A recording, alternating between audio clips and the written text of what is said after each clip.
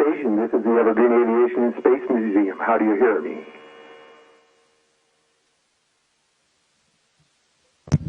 We hear you loud and clear. Welcome aboard the International Space Station. Okay. We've got 20 very excited young people here that have some questions for you, so we're going to get started. Hi, I'm Allison Pope, 7th grade, Patton Middle School. And how long do you have to train to be an astronaut? Hi, Allison. Well, that's a good question. You know, at NASA, we train for several years before you could fly in space for the first time. When I was a new astronaut, from the time I started until I flew in space was about 3.5 years. Some people, and it depends on luck mostly, but it takes a little bit longer. But I like to think I've been training for this job since I was in kindergarten. So a lot of school, a lot of different types of training before I got to NASA, and a lot of training even today. Even when we're living aboard the space station, we still do training here.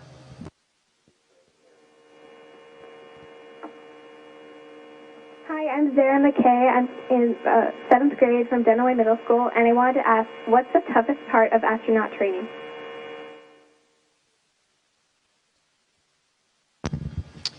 Well, I would say that sometimes we have hard jobs and we do our best, but we still make mistakes. And yet your job is to keep going and just do your best the next time. And for me, that's sometimes a hard thing, and so I just work at it.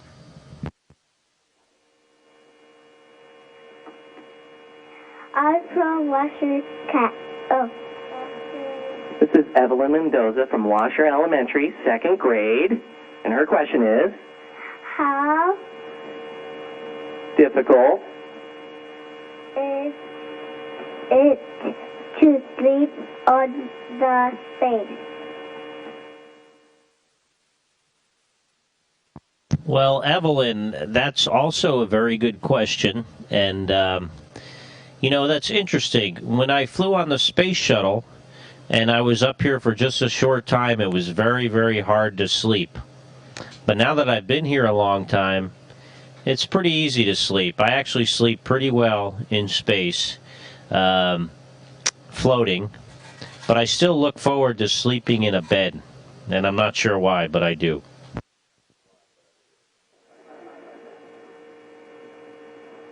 Hi, my name is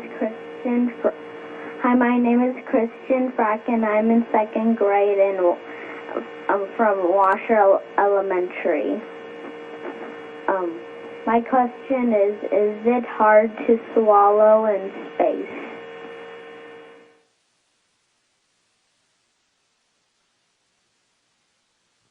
Well, I was hoping that somebody would ask about food in space. Swallowing is actually no problem, and it doesn't feel any different.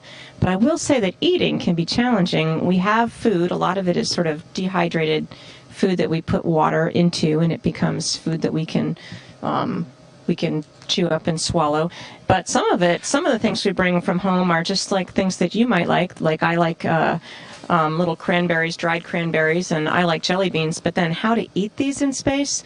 This is truly challenging, because as soon as I open this bag, all of these are going to want to come out. And so I'm going to have just a couple come out. And then we have to find them. And I found that the only way to really do this is, first of all, to be careful. And second of all, you sort of shoot them into your mouth. Like that. And sometimes we chew with our mouths open just for that reason.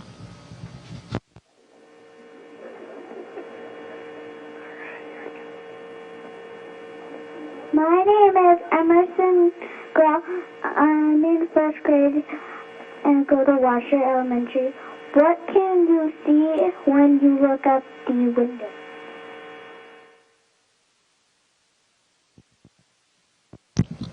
Well, when we look out the window, Emerson, the thing that we see and notice the most is planet Earth. Some of our best windows face the Earth, and it's very blue and very beautiful. So it's what we look at the most from the window. But we can also see stars if we're on the dark side of Earth, and planets. And we can see, of course, the sun and the moon. And the blackness of space. We can see the atmosphere of Earth, which is very noticeable. And, sometimes we could see shooting stars or other satellites, although those are really, really hard to see.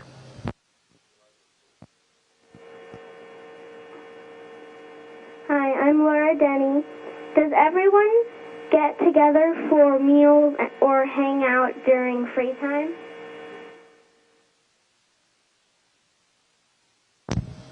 Laura, there are 6 of us here on the space station, and we have 2 Americans, 1 Italian, and 3 Russians. When we have 2 kitchens, 2 bathrooms, and everybody has a place to sleep. And at mealtime, I would say at least a few of us always try to get together, although not all 6 every day, just because we all have different schedules, all have different jobs that we have to do throughout the day, and even sometimes almost past dinner time. But we try to all 6 get together, I would say about at least once a week, maybe more often, and just talk about our days and how things are going and what exciting things are happening. For example, our Russian partners are going on a spacewalk on Friday. We can't wait to watch. My name is Haley Trevor. I'm in 5th grade from Subiel Elementary. Has there ever been a party on the ISS? And did you celebrate with cake? Well, we do have little birthday parties when it's somebody's birthday, and, we certainly celebrate other holidays here. As far as a cake, there hasn't been a cake since I've been up here. We certainly have some desserts, and we have these little brownies that you might see in your school lunchroom called, well, I'm not going to say their name because I'm not allowed, but we don't have cake like you would normally have cake. My name is Kevin Chang, and what has been your most proudest or most fun moment so far during your mission?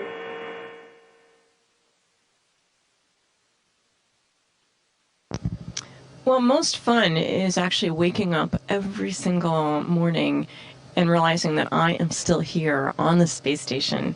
I mean, I grew up as a scientist, and then I was really excited about trying to be an astronaut, became an astronaut, but still part of you just doesn't believe that you'd really get to live in space. And every morning when I wake up, I'm floating. I don't know which way is up or down. I have to figure out, where is the door of my little crew quarters. And I'm just so excited to float around here. So that's the most fun. And, the most proud, it's actually kind of hard work up here. And often it takes me a long time to do it. And so when I'm actually doing all my work and I do it all right and I'm on the schedule, then I'm really proud. My name is Nicholas Howard. What job takes up most of your day?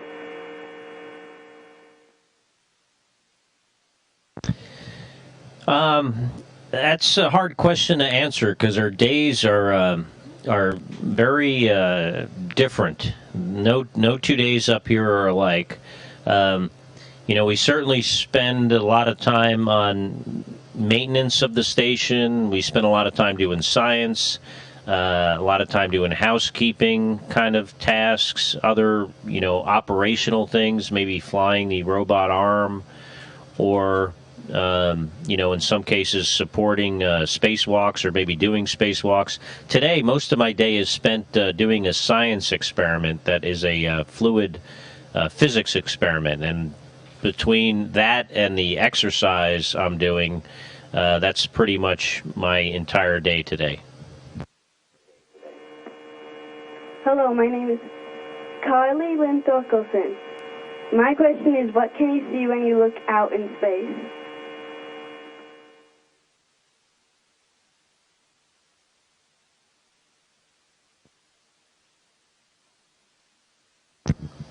When I look out there, I see the stars, and they look much like the stars that you would see. I know out there in Oregon, it's really nice and dark when you're not right near the city, and you can see a lot of stars. To me, up here in space, I feel like they look a little deeper to me instead of just one flat black sky with stars in it. I feel like it has some depth, and I feel like it's my neighborhood that I live in. Just like you live in a neighborhood down there on Earth, I feel like I'm learning my way around the stars. Hi, I'm Amanda Scheller. I'm in 9th grade, and I participate in the EASA program through McMinnville High School. And my question is, do you have a lot of room on the ISS, especially personal space like for sleeping? The space station is pretty big. There's, I don't know how many modules there are now. There are probably, at least 10 maybe pressurized modules on board the space station. And so we have about as much room as you might have in, let's say, a large house, maybe a 4-bedroom house. Some of that space is taken up with equipment, because imagine your house if you could never leave, or you couldn't leave for 6 months, how much stuff you would need in it. As far as personal space, we each have what's called a crew quarters, which is where we sleep. It's, where we might do email or, maybe watch a movie. And that space is fairly small. It's probably about the size of like a small bathroom in a house, or maybe I hate to use the analogy of a phone booth because they don't really exist anymore, but it's maybe a little bit bigger than if you can remember what or seen in movies what an old telephone booth looked like. Hi, my name is Nathan Losman, and my question is, with so many nations working on the International Space Station, is it challenging to work together?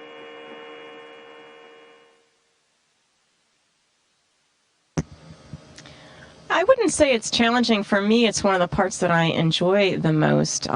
Being up here in space is very special, and I think it's something that, space belongs to the whole Earth, not just any one country, so I'm proud to be up here with representatives from many different countries.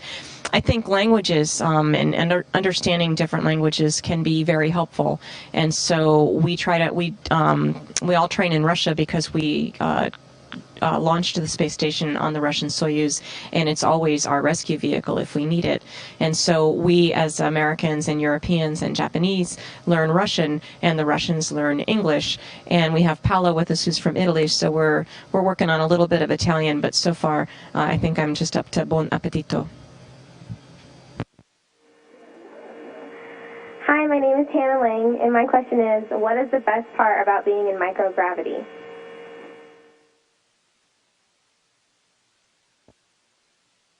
Best part about being in microgravity, you would think it'd be floating around, and that's fun. But I associate being in microgravity as being part of this larger mission. And for me, that's what the best part is about being part of a team and working at something that's really, really hard, and then doing well at it and being proud of yourself for your accomplishments. And I tell kids, that's something that you guys can do too, in your schoolwork and other activities, is work hard at them and then be proud of yourselves when you do a good job.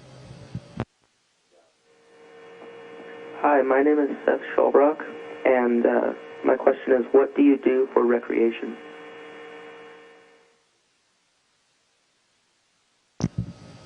Well, all of us do a lot of running, bicycling, and weightlifting every day, about an hour and a half or so every day. We do that mostly because we don't walk around on our legs, and so we don't. Our bones don't maintain themselves. In fact, we lose bone just like some older people do. So we exercise quite a bit, and that's some recreation. And then I think everybody, it's just like on Earth. Everybody has their own particular things that they do. I'm still pretty new up here, so I haven't had a lot of free time yet. But down on the Earth, when I have some free time, I like to be with my family. Can't do that up here. So I also like to play the flute. I'm a musician, so I do just a little bit of that up here. And I think a lot of us like to, here's my flute. I keep it out here. It gets to float around. And a lot of us like to read and watch TV and movies, just like down there on the Earth. my name is Kai Rasmussen, and my question is, do you have internet access, or do you like to social networks like Facebook? Yeah, we do actually have an internet that is connected real time, although it isn't available all the time because of the satellite coverage, and it's somewhat finicky.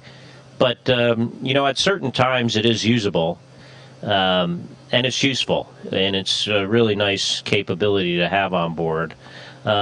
Most of the stuff we do, though, in that area, like social networking, email, those kind of things, we don't do it on the real-time connected internet because it's not quite as reliable. What we do is we kind of synchronize our mail with the ground at certain times throughout the day, and but it works well for staying connected with people on the Earth. And you'll notice, or you may know, a lot of astronauts do Twitter, and NASA has a Facebook account for the International Space Station, so we do some social networking outreach that way. My name is Lucas Simpson, and can you notice changes in the Earth?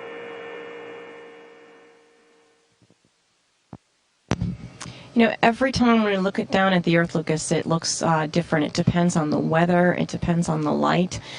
We can see, certainly all the snow that's been happening in the U.S. in the past few weeks. In fact, it's nice for me. I'm always looking for Portland because my stepmom and my brothers live in Portland and up in Vancouver, Washington. In fact, I've been to your great museum right there in McMinnville, so I'm glad to be thinking about where you are.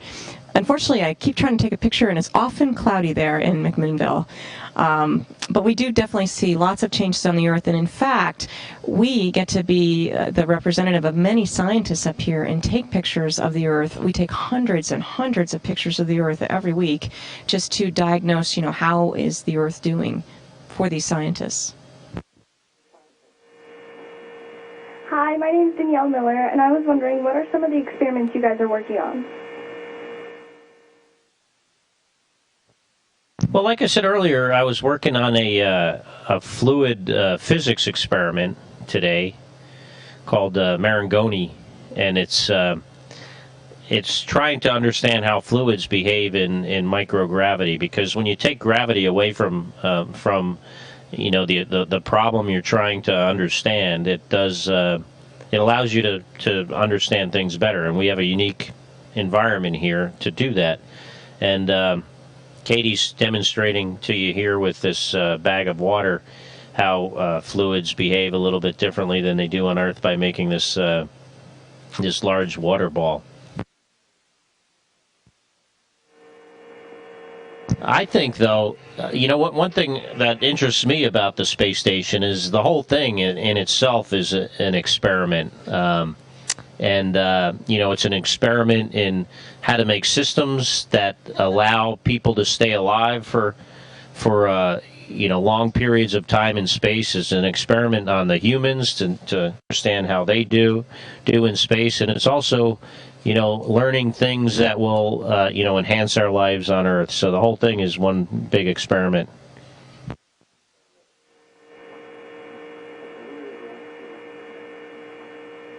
Well, folks, we lost satellite feed. That's pretty much all right. Thank you, guys. So. We've appreciated talking to you. Please come see us again here in Mac, and thanks a lot. Bye-bye.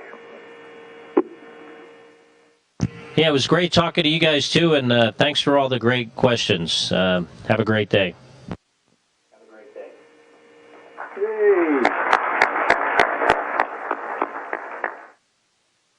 Station, this is Houston ACR. That concludes the event. Thank you. Thank you, Evergreen Aviation and Space Museum. Station, we are now resuming operational communications.